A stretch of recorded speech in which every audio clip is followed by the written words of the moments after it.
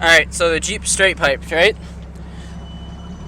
Car alarms tend to go off when loud things come by them. We have found a car with a car alarm that goes off because of how loud my Jeep is.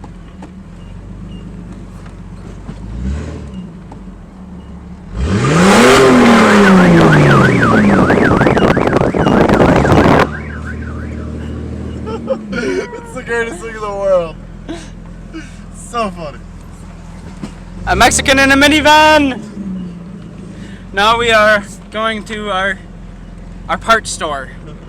Not O'Reilly's parts store, our parts store. Our parts.